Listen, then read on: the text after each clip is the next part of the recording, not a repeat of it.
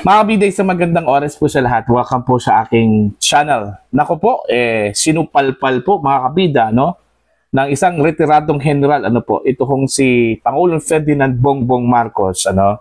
Dito ho sa kanyang anunsyo sa mga sundalo, mga kabida, na bibigyan daw niya ng increase sa kanilang base pay, ano? Mga kabida. Okay? Tila ang tingin ho dito ng isang retiradong general, ano? Mga kabida.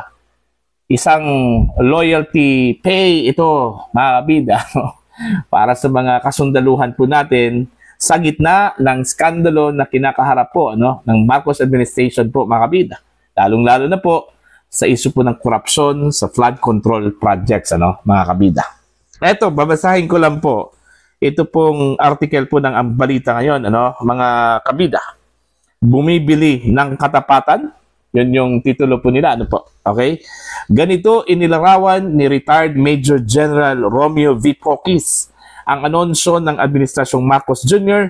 hinggil sa base pay increase ng military at uniform personnel o MUP na ipatutupad sa tatlong yugto mula 2026 hanggang 2028. Ano, mga kabida, hindi na lang po ibibigay ng isang bagsakan do, ano, mga kabida. Kailangan nung utay-utayin po ito, ano, mga kabida, hanggang sa katapusan po ng taon ng kanyang termino, ano, termino ni Pangulong Ferdinand Bongbong Marcos, ano, mga kabida.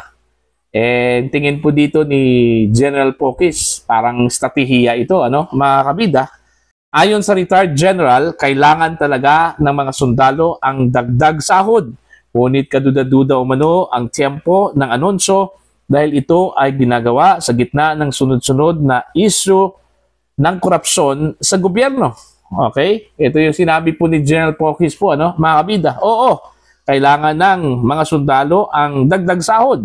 Ngunit ang pagbibigay nito sa gitna ng isang skandalo ng korupsyon ay isang taktikang pagbili ng katapatan. Alam yon ng mga sundalo. Ayun, parang sinasabi po ng mga sundalo, mga kabida, no? Alam na namin yan. Ayan, taktika yan. Yan. Yes, troops need a pay raise, but giving it during a corruption scandal is a loyalty buying tactic, and soldiers know it. Para sa retiradong general, hindi maaaring ihiwalay ang aumento sa mas malaking konteksto ng tiwala ng publiko at ng hanay ng sandatahan sa pamahalaan. Tila ipinaparating na alam ng mga sundalo kung kailan sila tinutulungan ng tapat at kung kailan sila ginagamit bilang panangga sa krisis ng isang administrasyon. Dagdag pa rito, kapansin-pansin din para sa marami na hindi agad ibinibigay ang buong aumento kundi hinahati ito hanggang sa huling taon ng termino ni Pangulong Marcos Jr. sa 2028. Sa gitna ng tumitinding usapin sa flood control scandal at iba pang aligasyon ng irregularidad sa pondo ng bayan, lalong umiigting ang tanong ng publiko. Ang aumento ba ay tunay na malasakit o isang estratehiya para patatagin ang kapit sa kapangyarihan? Ayan. So yun po, mga kabida. Ang sabi po ni General Pocis, kaduda-duda po yung timing, ano, yung anunsyo po ng Pangulo, ano, mga kabida, na bibigyan po niya ng raise o aumento po ng sahod ito hong mga sundalo po natin at iba pang mga uniform personnel, ano, mga kabida, sa gitna ng sunod-sunod na skandalo, ano, na kinakaharap po ng Marcos administration, ano, lalong-lalo na po ito hong issue po ng corruption po, ano, mga kabida. Tila loyalty buying daw ito, ano, mga kabida. Ito yung tingin ho ni General Pocis. Hindi po ito tunay na malasakit, ano? Para ho sa mga kasundaluhan. Okay? Mga kabida. Although dininay po yan, ano, ng Malacanang, yung aligasyon na yan, kasi po, unang-una po, matagal na po yung delay, ano, yung base pay increase po ng mga sundalo at iba pang mga uniform personnel, ano, mga kabida. Buti na lang, naisip ito ng Pangulo daw, ano, mga kabida, na bigyan ho ng aumento yung sahod po ng mga kasundaluhan po, ano. Okay, pero ang tanong kasi dyan, bakit na timing doon ho sa mga issues na bumabalot po sa Marcos administration, mga kabida. Lalong-lalo na po sa gitna po ng mga usap-usapan po, na baka naman po aaklas ito hong mga kasundaluhan dahil ho sa matinding issue ng corruption sa Marcos administration, po, mga kabida, Yun yung malaking question din ni General Pokis, dito ho sa anunsyo po ng Pangulo. Bibigyan ng base pay increase, subalit utay-utay po, mga kabida. Although ganito naman din yung ginawa po ng dating Pangulong Rodrigo Duterte, mga kabida. Hindi naman talaga one big shot, yung ginawa po ng dating Pangulo. Utay-utay yung kanilang increase, okay, sa mga uniform personnel, mga kabida. Kasi hindi ito kaya ng isang bagsakan lang po, mga kabida, yung increase po para sa mga kasundaluhan po natin. In fact, doon ho sa panahon po ni Digong, mga kabida, ang mas namblema talaga doon, ito hong si dating Finance Secretary Dominguez, mga kabida, kung saan ho maghanap po ng pera para lang po pantustos doon ho, mga kabida, sa increase ng sahod ng ating mga uniform personnel, including na po yung PNP, AFP, Philippine Coast Guard, mga kabida, at iba pang mga uniformado po, mga kabida, na mga personahe po ng gobyerno, okay?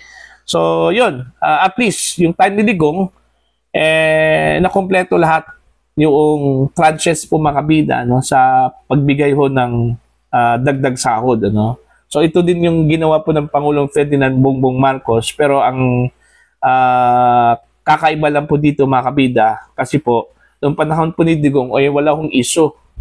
Okay? Walang skandalo po, mga kabida. Unlike ho sa Marcos administration, ito hong pagbibigay ho ng increase sa base pay po ng mga kasundaluhan po natin at iba pang mga uniform personnel, sa gitna po ito, mga kabida, ng sunod-sunod na skandalo po na kinakaharap ng Marcos administration. So, hindi may iwasan po na meron hong pagdududa, mga kabida, dun ho sa ginawa po ng Pangulo. Okay? Merong pagdududa na baka naman po binibili na po yung loyalty po ng mga sundalo.